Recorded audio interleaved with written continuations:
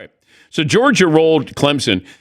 There's times when you lose a game, and then it's not that you lost the game, it's how you lost the game. You lose 34-3.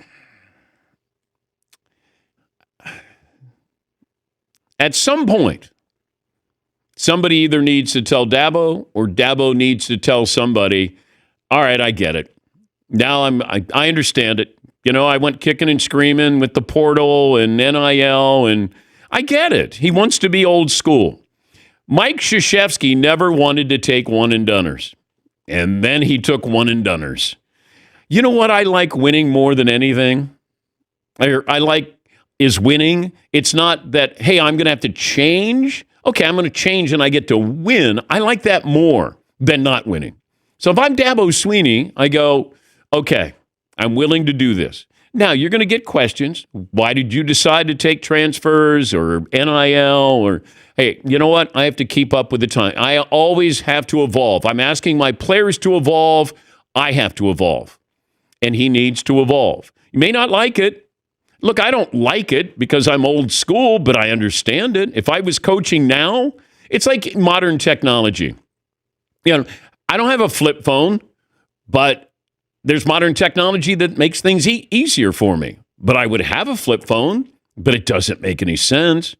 Dabo is the flip phone of college football right now. You got to evolve.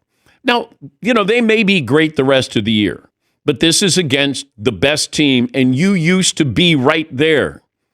You were one of the best teams.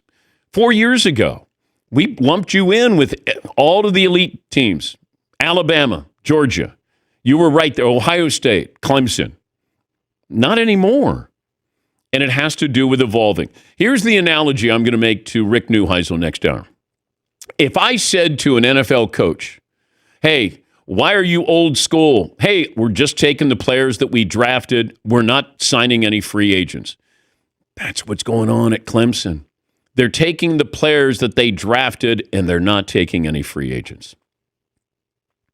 How do you think that would work out for an NFL coach? It would be the biggest story in sports if all of a sudden you had this coach, whoever it is, Sean McVay goes, hey, we're playing the players that we drafted. We're not going to take any free agents. We're not going to trade for anybody. You'd be out of a job quickly. And I know that they're talking about what would the buyout be for Dabo Swinney. Here's the other thing, and Paul Feinbaum brought this up. Dabo Swinney played at Alabama. He didn't even get interviewed when Nick Saban was leaving. So everybody talked about he was going to be the coach in waiting. He was going to be the coach in waiting in Alabama. And I said, no, he's not. First of all, he would stay at Clemson. Second of all, Alabama would want to find somebody else. And now, Dabo didn't even get interviewed for that job. That says a lot. Because Alabama, I'm sure Nick Saban had to evolve. He brought in Lane Kiffin to help him with his offense years ago. He had to evolve. You have to evolve. And if you don't, you get eaten up.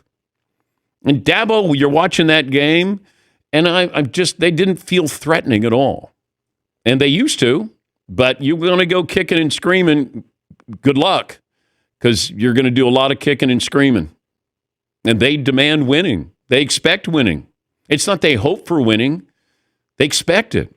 Florida State expects it. Okay, you brought in DJ Uiagalelei.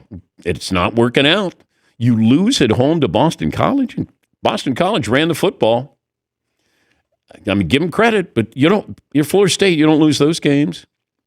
I mean, you got out-muscled. You sure you want to leave the ACC? Not so fast, my friend, as Lee Corso would like to say.